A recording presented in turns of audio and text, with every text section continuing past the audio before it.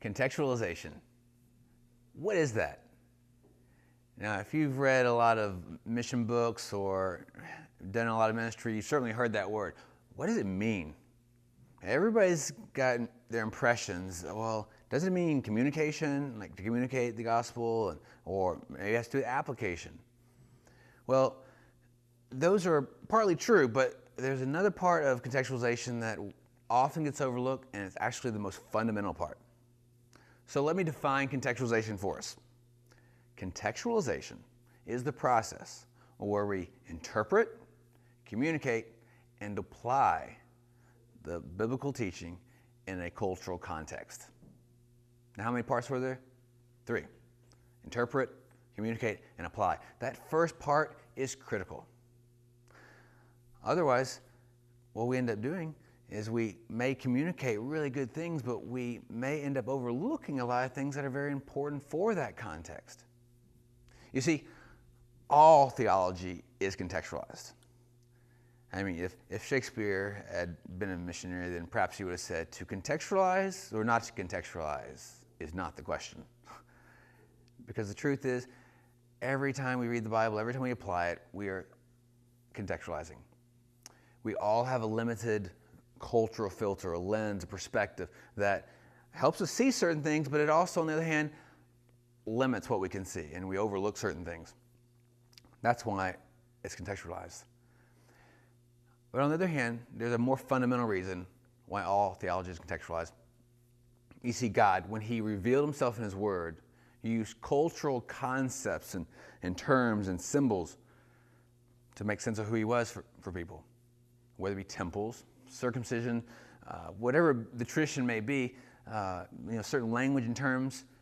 He used those things so that the original biblical audience could understand what he meant, who he was, who we were, what his purpose was for the world.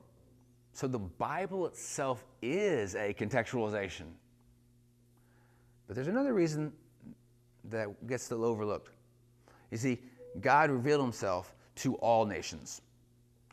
So that means that major aspects of the Bible are going to be understood by all cultures. And some are going to make sense a little bit more to that culture versus that culture.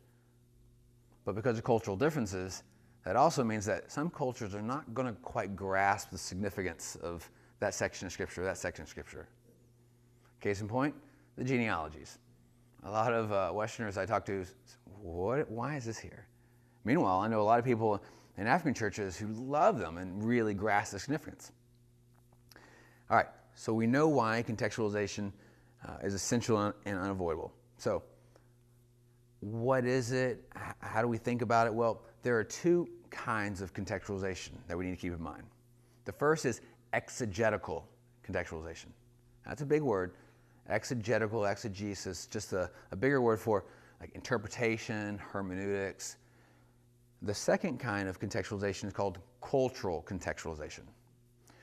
So exegetical contextualization, what that is reading the Bible through a certain cultural lens or perspective. And what that does is it helps us to notice certain things and that we might not otherwise see if we had some other perspective.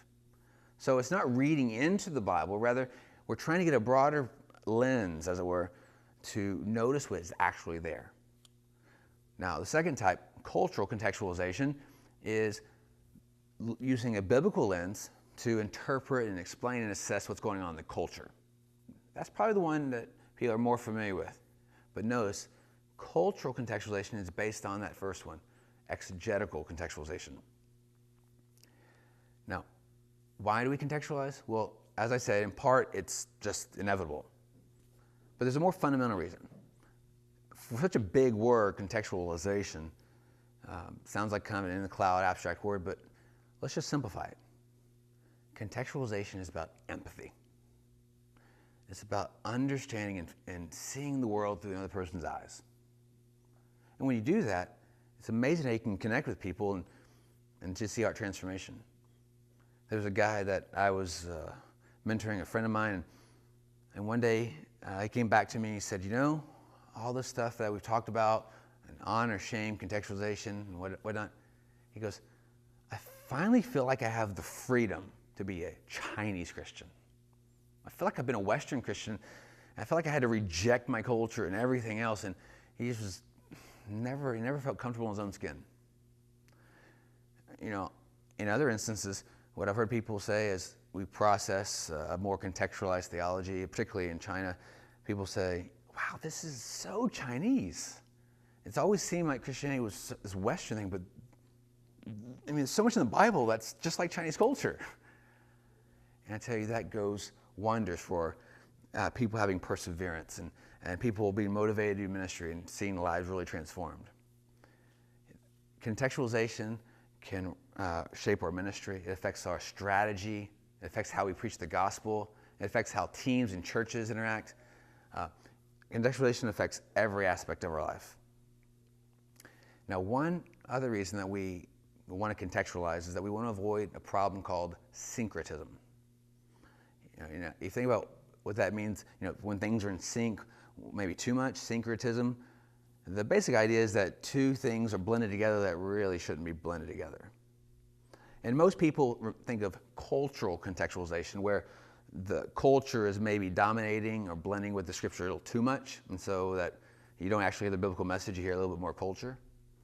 But there's this other type of syncretism that gets overlooked. It's called theological syncretism. And it can cause havoc just as much as the other type can. So for example, what that's saying is that the Bible and the teaching that you're communicating and using is limited or is syncretized with your particular denomination or organization or school of thought.